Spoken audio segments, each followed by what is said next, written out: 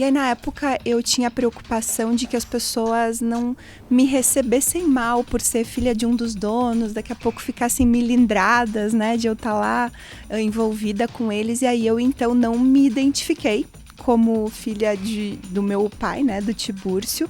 E eu dizia que eu era uma estudante de uma faculdade que eu realmente fazia, e que eu estava estagiando, então, lá. E quando a gente assumiu, a Piccadilly estava nesse momento, assim, estava num momento estagnada e precisava de um novo ciclo para que pudesse entrar num novo ciclo de crescimento. E graças a Deus e a muito trabalho, é isso que a gente tem vivido. Então, o faturamento do ano passado, por exemplo, foi um faturamento recorde do negócio. No interior do Rio Grande do Sul, 4 amigos agricultores resolveram empreender. Eles começaram a fazer sapatos e conseguiam fazer 12 pares por dia. O ano era 1955 e a empresa era a Piccadilly. Esse foi, na verdade, o primeiro passo para a companhia começar. Agora, quase 70 anos depois, a empresa já está na 3ª geração. E tentando quebrar aquele paradigma que mostra que normalmente as empresas familiares sofrem muito quando chega a vez dos netos entrarem na gestão. A Cristine, que assumiu como CEO recentemente e é a neta de um dos fundadores, ela já conseguiu fazer o faturamento da companhia chegar ao seu recorde de 517 milhões de reais e espera ter um crescimento de 20% em 2023. Uma das formas de atingir esse crescimento é apostando em colaborações, como a que a empresa fez recentemente com a Mattel, para o lançamento de uma coleção inspirada na Barbie. A Cristine vai contar um pouco dessa história hoje aqui com a gente, mas antes de começar eu queria pedir para você que está nos assistindo, deixar o seu like, se inscrever no canal se ainda não for inscrito e clicar no sininho para receber as notificações sempre que tiver um novo vídeo por aqui.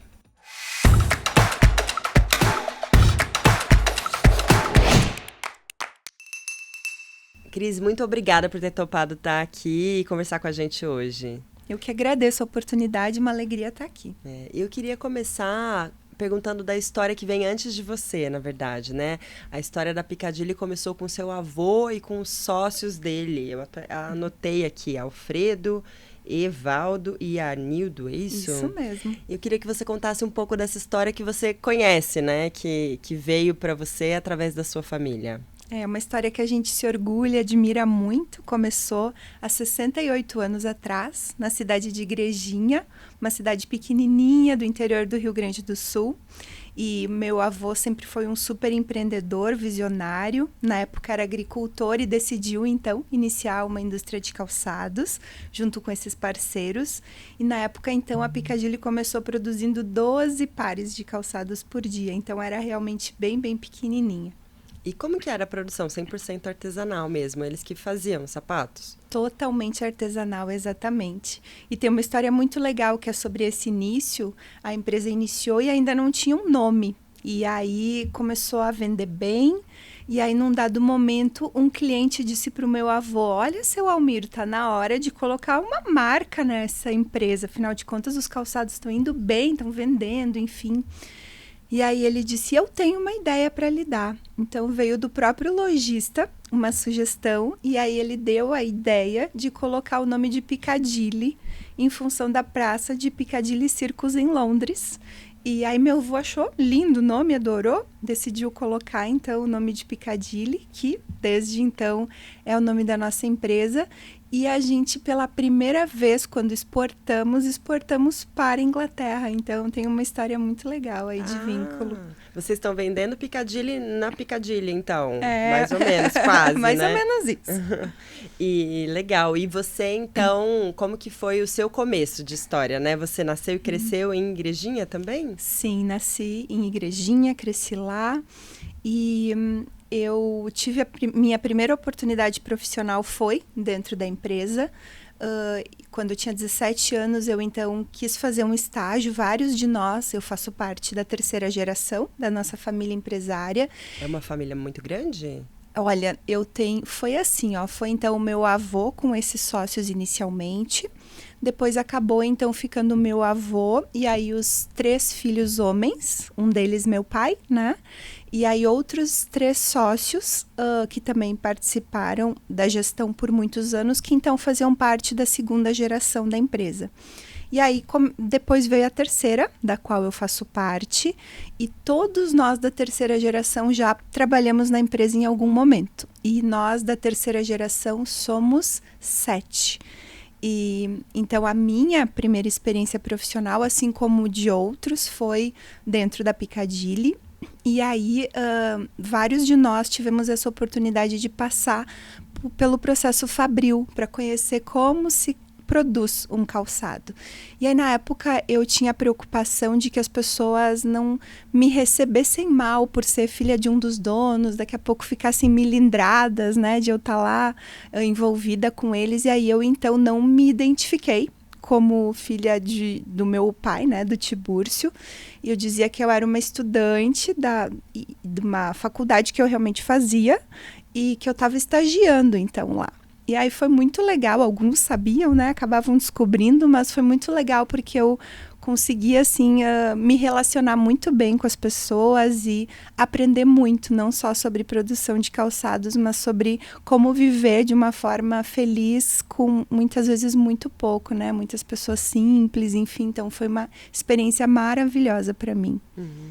E nesses primeiros anos, antes de você começar a trabalhar lá, você, na infância, costumava ir para a fábrica? Era um assunto que rondava, né? Porque a família inteira envolvida, é difícil escapar disso no almoço de domingo, por exemplo. É verdade, não tem como, é algo que faz parte.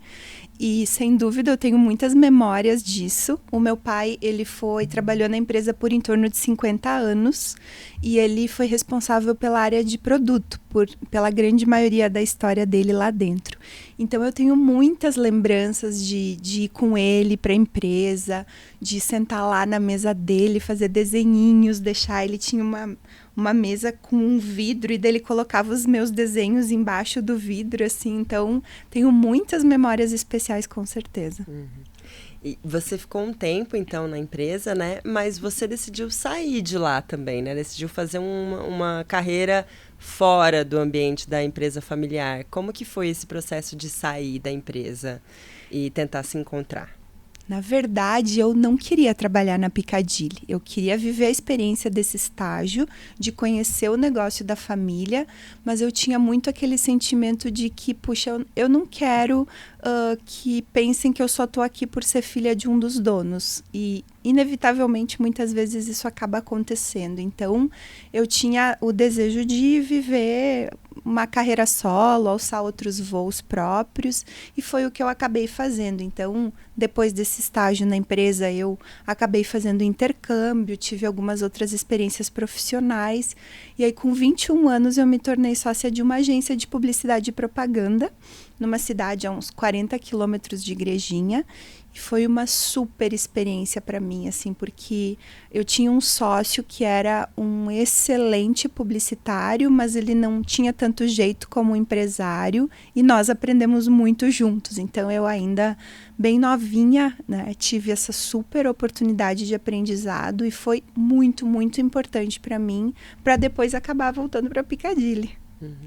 E como que foi, então, a decisão de voltar para a empresa, né? Você se mudou de cidade, também foi para uma cidade um pouco maior, talvez, para viver essa experiência? E como que foi o processo de retorno? Sabe que eu acabei continuando morando em Igrejinha, essa cidade não era tão distante, então eu ia e voltava todos os dias.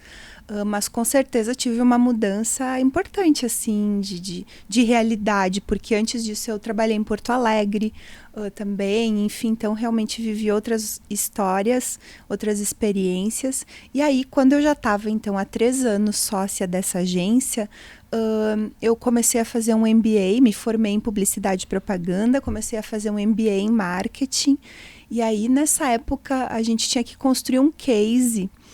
E quando eu me peguei, eu estava fazendo sobre a Piccadilly, não sobre o meu próprio negócio. E aí, um pouco depois desse episódio, o meu tio, que era o presidente da Piccadilly, também era responsável pela área de marketing, área comercial. Ele me convidou para uma conversa e, nesse momento, ele me fez o convite para assumir a gerência de marketing da Piccadilly. E foi então quando eu aceitei. Foi uma grande surpresa, meu pai ficou muito surpreso porque nunca imaginou que eu iria voltar a trabalhar no negócio da família. mas eu acredito que naquele momento eu estava me sentindo pronta para daí sim viver essa experiência e poder contribuir com o negócio. Em que ano que foi isso? Eu estava com 24 anos, isso foi em 2004. Tá, então entreguei a idade agora.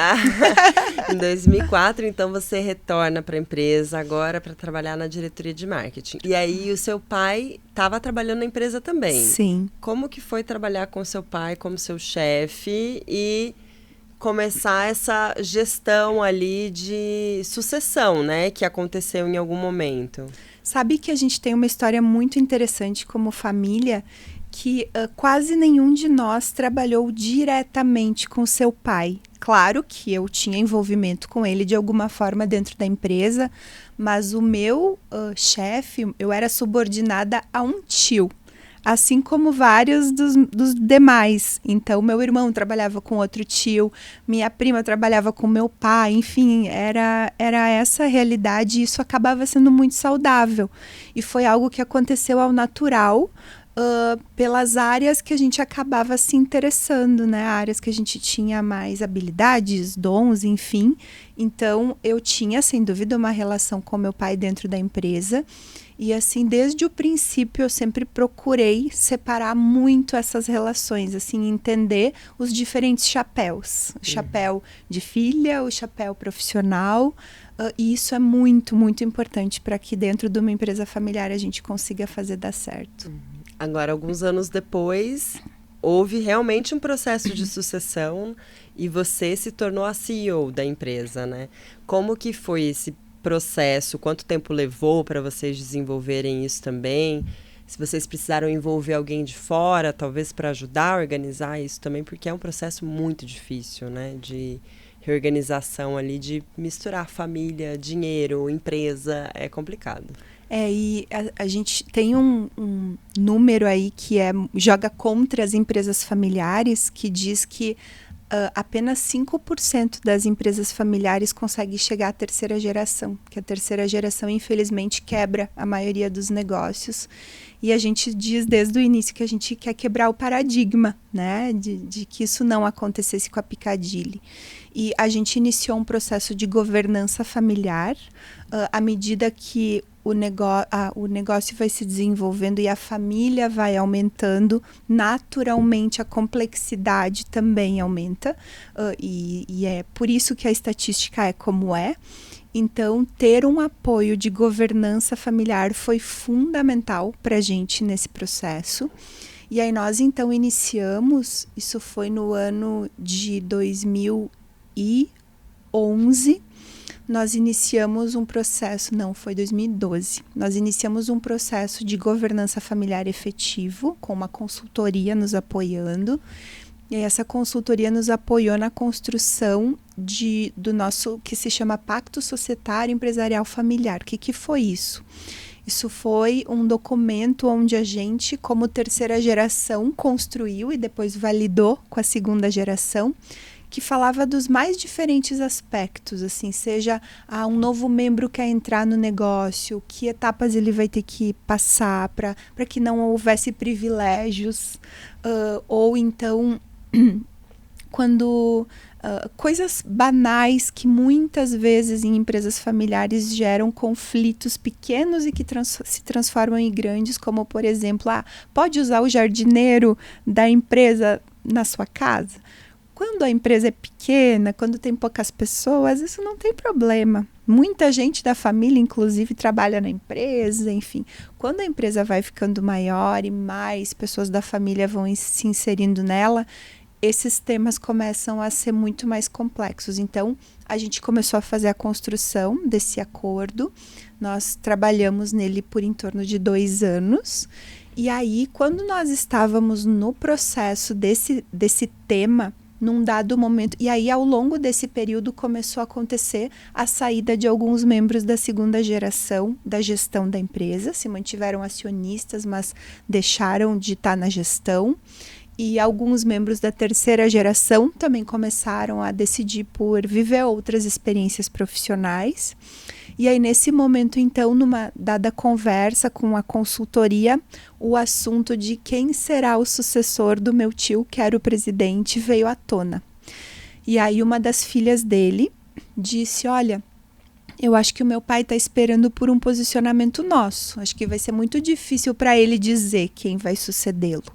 E aí, naquele momento, acabou então que se conversou sobre o assunto e, mediados então por essa consultoria, a gente conversou sobre o assunto e a terceira geração me elegeu para ser a presidente da empresa e uma prima minha para ser a vice.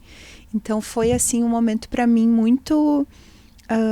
eu diria assim que são dois grandes sentimentos. Um de surpresa, porque eu nunca imaginava assumir essa posição dentro do negócio. E o outro, assim, de muito gratificante, porque eu sei que eu fui escolhida como reconhecimento à forma como eu sempre procurei lidar com todos os desafios que a gente viveu como família empresária. Então, foi realmente muito gratificante para mim poder ter a terceira geração me escolhendo para essa posição. E aí, quando não é a gente que levanta a mão ou bate na mesa e diz que quer, e sim é um processo como foi esse, é muito diferente porque aí estava todo mundo junto no mesmo barco querendo fazer dar certo. E isso foi em uma reunião só, já decidiram o seu nome, assim, sem os dramas que a gente vê, até que inspiram até série de televisão, né? Das disputas? É. Olha, vou te dizer que essa parte realmente foi assim, Tanto é que por isso que eu digo assim, muito surpreendente. Para mim foi algo que eu realmente não esperava e foi de uma forma unânime. Então isso facilitou muito o processo poder dar certo, porque realmente estava todo mundo querendo ajudar a fazer dar certo. Mas a parte mais doida da história é de que isso aconteceu em março de 2014. E aí, março de 2015. E aí, a gente acabou, então, depois desse momento, afinal de contas, não era uma decisão só nossa. A gente compartilhou essa proposição com a nossa segunda geração, com os demais acionistas da empresa. Houve, então, um consenso de todos, entendendo que era um caminho que fazia sentido. E aí, em junho daquele mesmo ano, em junho de 2015, então, quando a Picadilly completou 60 anos, foi que a gente fez o processo de sucessão. Então, assim, foi muito rápido. Eu digo assim, eu não fui tecnicamente preparada para assumir esse desafio, não fiz curso em Harvard, não fiz um monte de coisas que muitos têm a oportunidade de viver como experiência, mas acho que a maior preparação foi realmente lidar com tudo que a gente como família lidou ao longo do tempo e obviamente houveram momentos desafiadores, momentos de conflito, que a gente precisou colocar o negócio em primeiro lugar, deixar os anseios pessoais, alguns desejos pessoais de lado e colocar o negócio em primeiro plano para fazer dar certo. E qual que é o momento atual da empresa agora? Então, no ano passado vocês faturaram 517 milhões de reais, né? Qual o número de funcionários? Vocês têm hoje 3 fábricas também espalhadas aí pelo estado do Rio Grande do Sul, né? Me conta um pouco qual é o cenário agora da empresa. É muito bom poder contar isso, porque a gente está realmente vivendo um momento muito positivo do negócio. Eu gosto de contar algo que para mim foi muito marcante e para mim foi muito importante no olhar assim de que tipo de contribuição a gente poderia trazer para o negócio. Quando a gente estava nesse processo de governança, eu tive a oportunidade eu e alguns da família, de participar de uma palestra do John Davis, que é um guru de empresas familiares no mundo, assim. E aí ele apresentou um gráfico que para mim ficou muito marcado, que é um gráfico que faz uma correlação entre o ciclo de vida dos negócios e as gerações das famílias empresárias. E é normalmente entre a segunda e a terceira geração, porque a empresa vai lá, né? Ela nasce, cresce, entra, chega naquele momento de ápice, e ou ela se reinventa e entra num novo ciclo de crescimento, ou ela entra num declínio. E que normalmente esse momento crucial acontece justamente entre a segunda e a terceira geração. E quando a gente assumiu, a Piccadilly estava nesse momento, assim, estava num momento estagnada, e precisava de um novo ciclo para que pudesse entrar num novo ciclo de crescimento. E graças a Deus, é muito trabalho, é isso que a gente tem vivido. Então, o faturamento do ano passado, por exemplo, foi um faturamento recorde do negócio. E a gente continua num viés muito positivo de crescimento, uma expectativa muito grande também de crescimento para esse ano, apesar de um cenário de varejo bem delicado. A Piccadilly tem conseguido ganhar market share, conseguido se diferenciar. Então, estamos hoje com em torno de 2.500 colaboradores produzindo. Tem uma variação aí entre coleção de outono e inverno e primavera-verão, que a primavera-verão é mais fácil de produzir, né? Mas podemos dizer que a gente produz em torno de 35 mil pares dia. Então, saímos lá dos 12 parzinhos para 35 mil pares dia, o que nos orgulha muito. E é um momento realmente muito positivo que o negócio está vivendo hoje. Cris, você falou um pouco da história da sucessão da empresa, né? Falou um pouco da história do seu avô e do seu pai, mas eu queria saber um pouco o que tem de você na empresa. Então, você assumiu ali em 2015, né? Fez esse processo de sucessão. E o que você trouxe para a mesa? Qual foi o seu fator de inovação para a companhia para chegar nesse faturamento que vocês atingiram recorde no ano passado?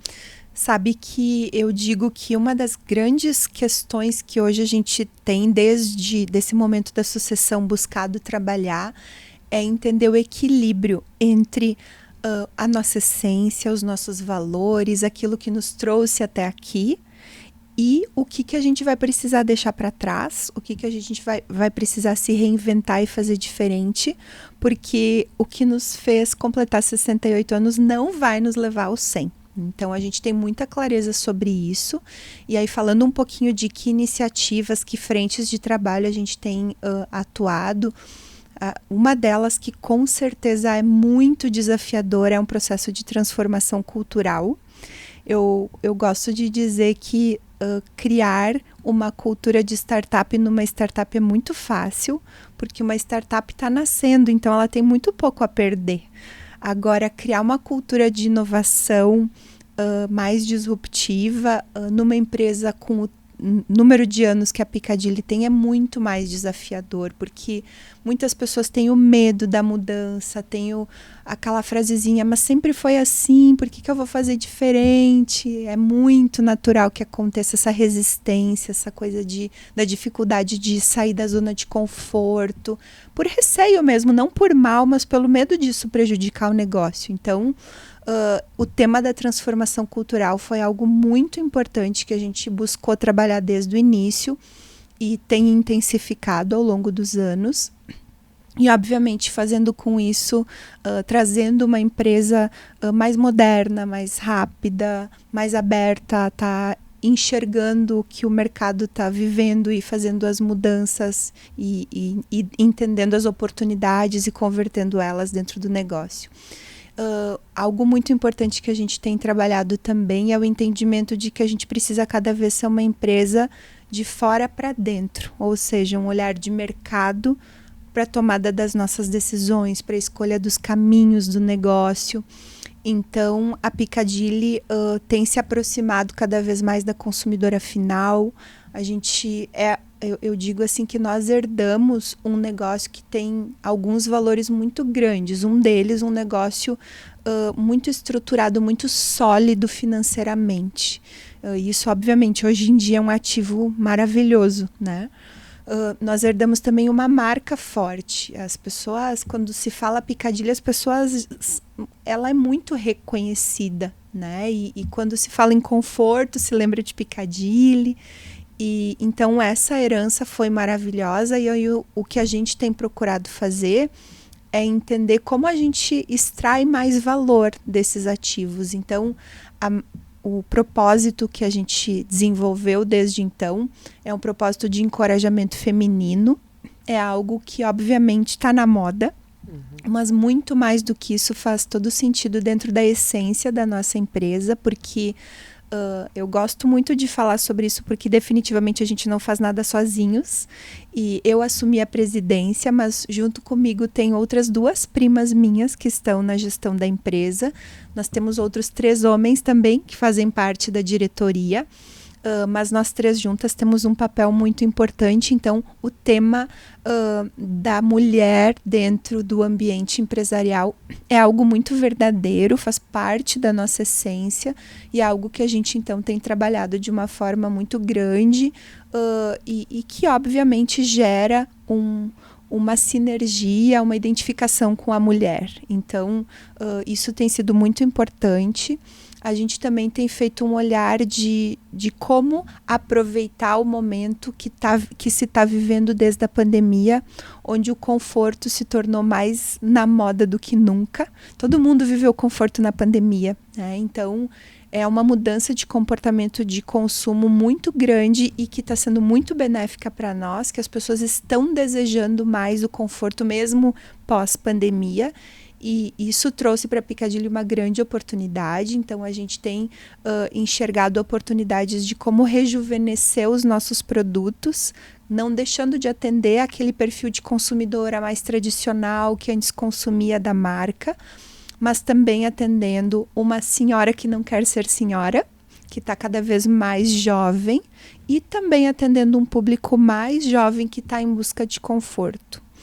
E além disso, acho que algo também importante de mencionar é o nosso olhar para os diferentes canais. A Piccadilly era, até alguns anos atrás, 100% focada na venda para os canais multimarca, que são basicamente aquelas sapatarias que vendem várias marcas.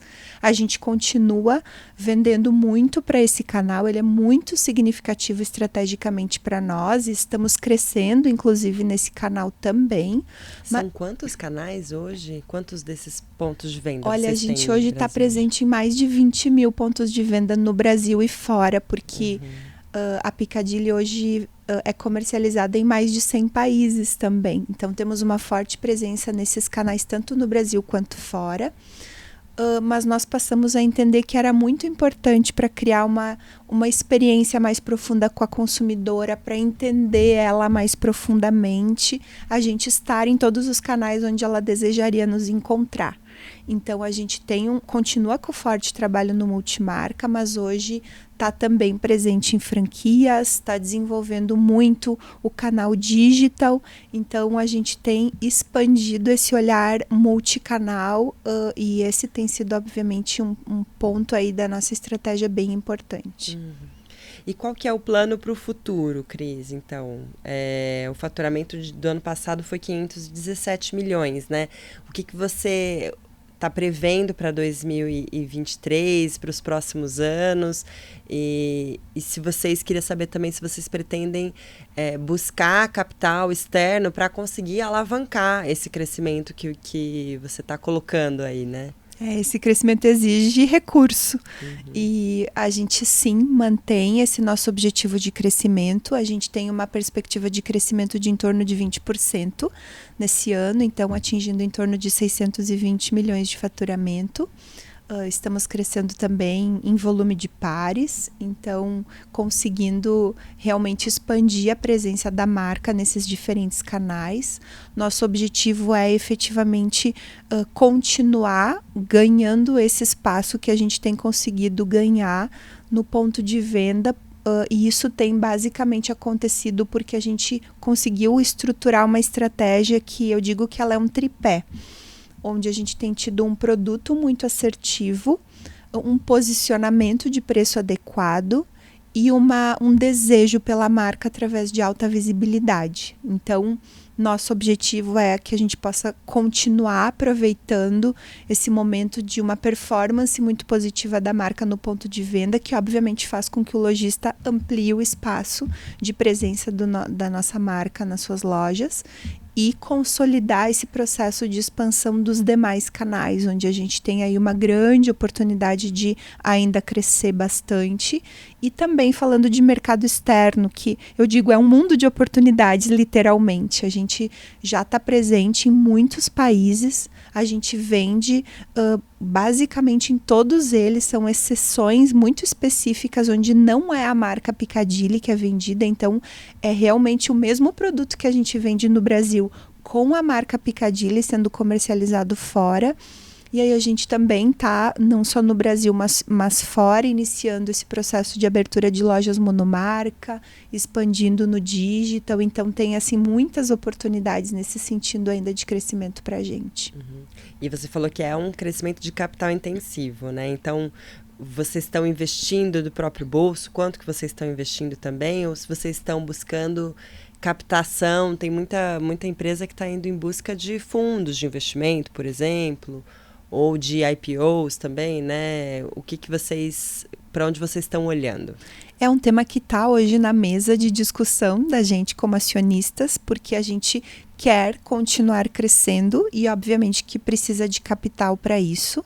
E nós temos uma cultura de conservadorismo com relação ao nível de endividamento do negócio. Então, nosso nível de endividamento é praticamente zero e é uma preocupação passarmos a nos endividar. Então, inevitavelmente, é um tema que a gente tem olhado. A gente está evoluindo nos nossos processos de governança para também nos prepararmos para um movimento como esse. E é algo que, sim, é possível que aconteça na sequência. E falando em termos de governança, acho que é legal compartilhar também que a gente vem vivendo uma transformação muito grande, assim como o negócio ao longo desses anos. Se a gente olha antes de iniciar o processo de governança, lá em 2011, nós chegamos a ser 14 acionistas e diretores. Todos os acionistas eram diretores, todos os diretores eram acionistas.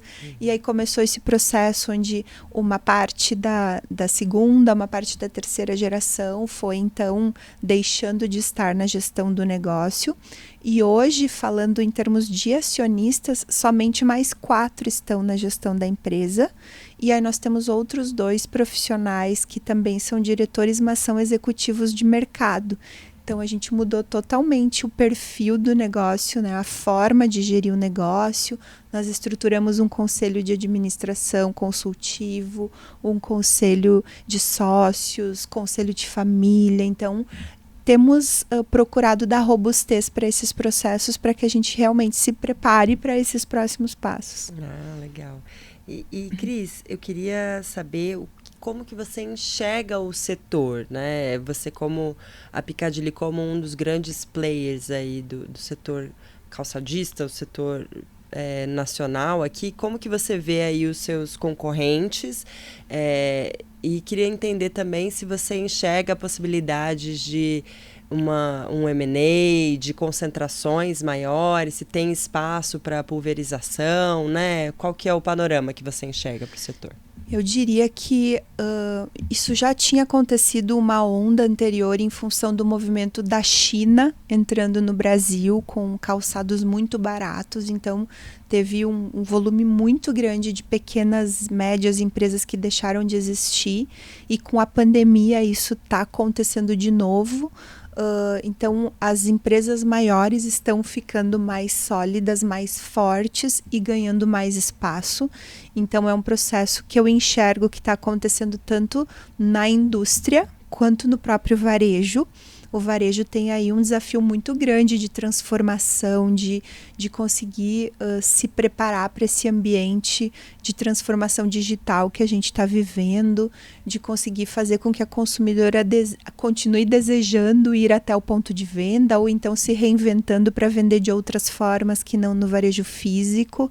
E a gente percebe que, infelizmente, muitos pequenos que não estavam preparados para esse movimento estão deixando de existir e está havendo uma consolidação. Então, sem dúvida, se a gente olha para outros mercados mais desenvolvidos do que o Brasil, a gente enxerga que é um movimento que a gente tem muito espaço ainda para acontecer no nosso país.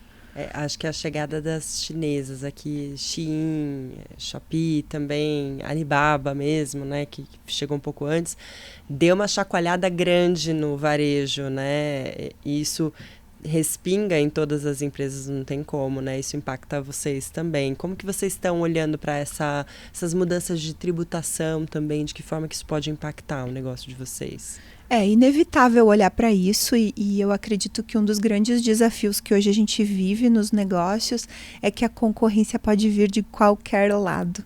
Essa é uma mudança muito grande que tem se vivido e é um desafio acabar, então, se preparando para isso e, inevitavelmente, a gente olha para isso como indústria e também olha para isso preocupados com nossos parceiros, porque eles precisam conseguir também se reinventar e estar preparados para essa competição. E é uma competição complexa, porque ela não é uma competição igualitária, né? Tem aí benefícios que agora estão sendo questionados e estão sendo olhados pelo governo aí que geram uma competição não saudável e que acaba, sem dúvida nenhuma, prejudicando o varejo nacional e, obviamente, todo mundo que está envolvido nele. Agora, vocês também têm uma estratégia de diversificação, né? De fazer uma colaboração. E eu soube que vocês fizeram essa estratégia agora com a Barbie, né, com a Mattel, o lançamento do filme que vai acontecer em julho, e vocês vão lançar uma coleção, é isso? Em parceria com a Mattel? Qual que é o investimento que vocês fizeram nisso e que vocês esperam de retorno dessa colaboração? É um marco para Picadilly, é a primeira collab da nossa história, então é algo muito especial que a gente está vivendo e escolhemos não qualquer collab, né? Escolhemos uma collab com uma marca que é absolutamente prestigiada no mundo, tem um grande valor, tem tudo a ver com o nosso propósito de encorajamento feminino. Ano que vem a Barbie completa 65 anos, então é uma marca que também já ultrapassou gerações como a Picadilly, elevar a percepção de valor da marca hoje e acabar impactando mulheres que talvez não tinham contato com a marca Picadilly e podem conhecer essa Picadilly rejuvenescida, diferente, que ainda tem muito espaço para ser divulgado. A gente iniciou esse processo de rejuvenescimento da marca, mas ele é um processo. Né? Não é de uma hora para outra que a gente muda essa percepção com relação à marca e a gente acredita que essa collab vai nos ajudar a acelerar esse processo e a gente tem visto isso de uma forma muito positiva nos feedbacks que a gente tem recebido, as vendas que a gente tem feito, seja nos nossos canais diretos, seja através dos canais dos nossos parceiros, assim, então tá sendo muito, muito gratificante ver. A gente tem feito um investimento robusto para levar uma visibilidade dessa parceria, obviamente, para a consumidora final. E estamos fazendo diversas iniciativas diferentes. A gente vai fazer agora vou contar aqui em primeira mão. A gente vai fazer o envio de um seeding com uma Barbie, com a carinha de cada uma das mulheres que vai receber. Então, o biotipo das mulheres vai estar traduzido no perfil da Barbie que ela vai receber, junto com um produto dentro da coleção Barbie, que a gente acredita que tenha tudo a ver com o perfil de cada uma dessas mulheres, e mais umas outras surpresinhas que vão junto. E uma série de outras iniciativas de alto impacto, assim, para a gente realmente poder extrair o máximo dessa colaboração. Legal.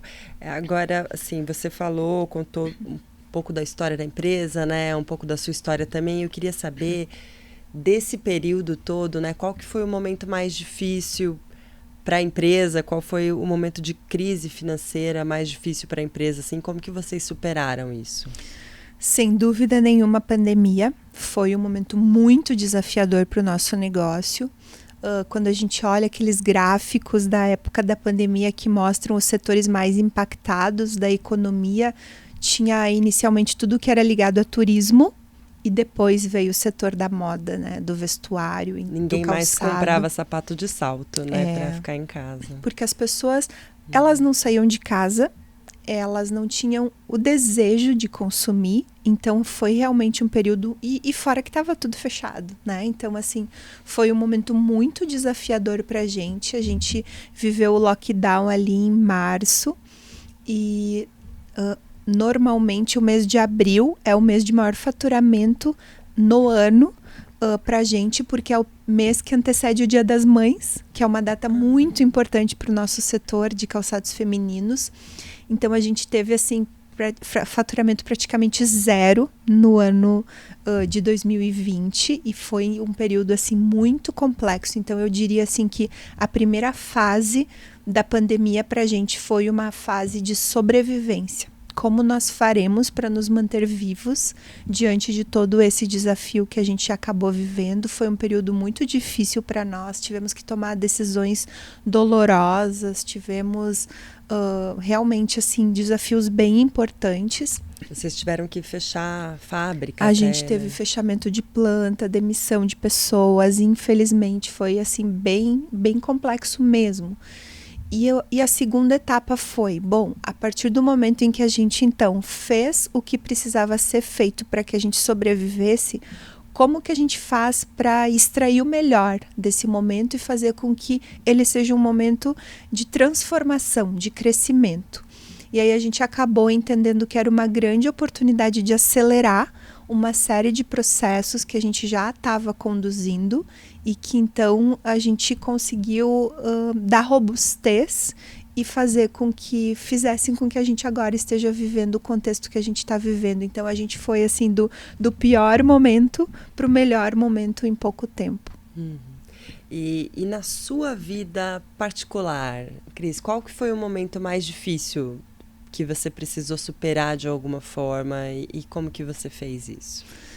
Olha, nesse contexto todo da história da nossa empresa familiar que eu te contei, a gente viveu um momento específico de um conflito familiar dentro da nossa família empresária e que foi muito desafiador para mim, porque ele envolveu meu pai e naquele momento meu pai acabou decidindo sair da gestão da empresa. E depois meu irmão também decidiu sair da gestão da empresa, então eu fui a única do nosso núcleo familiar que continuou no negócio e na verdade naquele momento eu tive que tomar essa decisão, eu vou continuar ou não? E aí eu acabei decidindo por continuar para que eu pudesse ser uma agente de transformação daquilo que eu achava que a gente como família empresária precisava fazer diferente. Mas foi muito difícil para mim. Esse momento de saída do meu pai aconteceu quando eu estava grávida de 7 meses da minha segunda filha. Eu tenho 2 meninas, uma de 15 anos e uma de 10.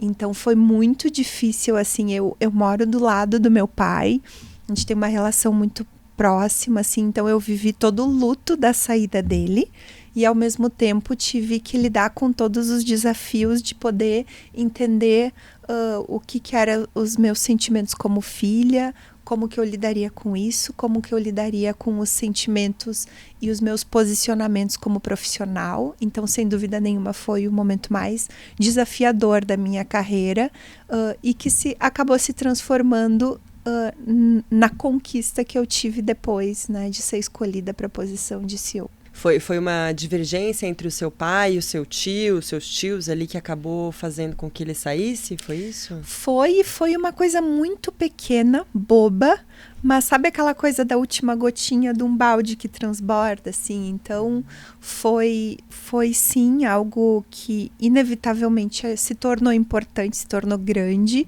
E graças a Deus, depois de todo o trabalho de governança que se estruturou, isso foi resolvido, mas naquele momento teve um impacto muito importante que toda a nossa família empresária precisou se unir, se focar, colocar o negócio em primeiro lugar e fazer a sua parte para que a gente continuasse firmes e fortes. E você grávida ali, lidando com isso, como que foi para você também, tá administrar todas essas emoções? Foi emocionalmente um turbilhão, sem dúvida nenhuma, foi desafiador, mas eu acredito muito que é na dor que a gente cresce, na dor que a gente aprende, na dor que a gente se desenvolve. Eu sempre falo, acho que ninguém de nós escolhe passar pela dor, né? Nós somos seres humanos, a gente não vai querer viver as dores, os sofrimentos, mas quando eles acontecem é quando a gente tem as maiores oportunidades realmente de aprender, de se transformar, de evoluir. Então eu diria assim que eu vivi períodos bem doídos, mas que trouxeram grandes oportunidades para mim de evolução. Então, quando a gente olha para isso por esse viés, a gente extrai o aspecto positivo disso. Sem dúvida. E Cris, se você tivesse um conselho para dar para você mais jovem, né? Qual conselho seria esse? O que você falaria? Ai, são tantos, quem dera a gente poder, né, na nossa juventude ter adquirido a maturidade que hoje a gente teve a oportunidade de, ao longo dos anos, ir aprendendo. Mas eu acredito, assim, que tem algumas coisas que para mim são primordiais. A primeira delas é fazer algo que brilhe o olho da gente, sabe? Eu não acredito que a gente deva escolher o que a gente faz por dinheiro. Eu acredito que a gente deva escolher algo que realmente brilhe o nosso olho, que a gente enxergue, que a gente pode transformar vidas, fazer a diferença, deixar um legado, como antes você me perguntou, né? Qual é o legado? E fazer algo que a gente realmente possa, de alguma forma, fazer a diferença. Então, isso para mim é algo muito importante e eu tive a alegria de ter podido fazer essa escolha. Infelizmente, muitas pessoas acabam não tendo essa mesma oportunidade, mas para mim ela foi dada e eu acredito que esse é um conselho importante, assim, para quem está escolhendo para que caminho vai, que possa ouvir o seu coração também, deixar a sua essência falar, porque isso foi algo que eu fui aprendendo ao longo do tempo, que no início, quando eu assumi a presidência da Piccadilly, foi um desafio muito grande. Eu era super jovem, a primeira mulher, então muitas pessoas questionaram, puxa, será que esse negócio vai dar certo? Ou até tinham, puxa, Piccadilly não vai seguir, né? Não vai continuar existindo. Olha que erro que fizeram. Hoje as pessoas contam isso pra gente, mas na época, obviamente, eram mais papos de corredor e nos bastidores, mas obviamente que a gente acabava sabendo disso. E então poder acreditar na gente, mesmo diante dos desafios que vêm, a gente poder confiar na nossa capacidade, a gente não paralisar quando os desafios chegam, porque é uma escolha. Os desafios vão vir, a gente não tem essa opção, né? Mas o que a gente vai fazer com eles é uma escolha da gente. Então, poder não se paralisar, poder, apesar do medo, continuar andando, acreditando em si, se cercando de pessoas que querem ajudar a fazer dar certo, porque infelizmente tem a parte da plateia que está ali só esperando, né, para ver a coisa desandar, mas também tem muita gente que quando a gente torna o nosso sonho num sonho coletivo, elas compram a ideia com a gente e querem construir junto. Então, eu acredito que isso também é fundamental e como eu gostaria de ter sabido disso lá há muitos, muitos anos. Eu fui aprendendo na dor, na verdade. E Cris, você falou da terceira geração da empresa bastante, né? A quarta geração também vai começar a trabalhar? Suas filhas devem entrar na empresa em algum momento também? O que você pensa sobre isso? A gente já tem hoje na quarta geração 2 adolescentes jovens já, de 20 anos.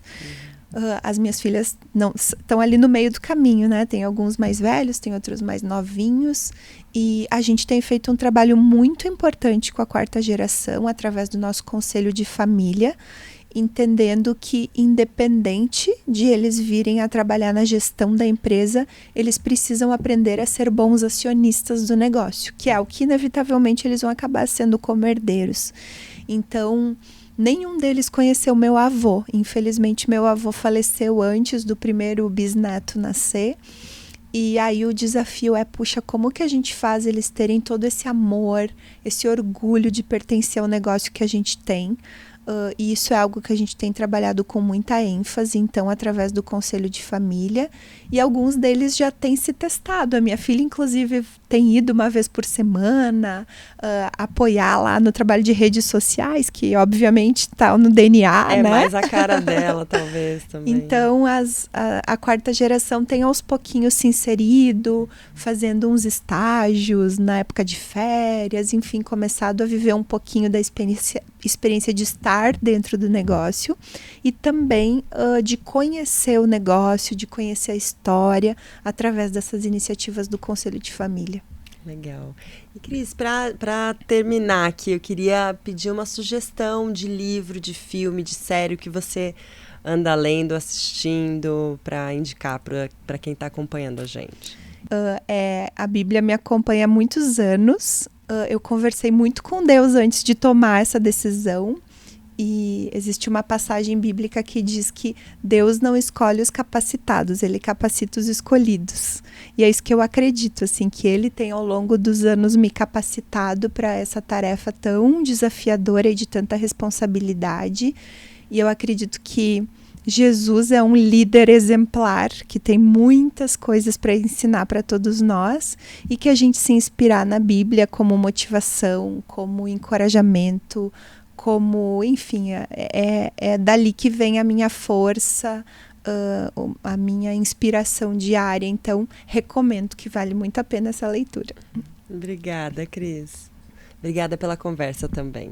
Obrigada a ti, uma alegria poder estar aqui compartilhando um pouquinho dessa história que a gente se orgulha tanto de fazer parte. Obrigada.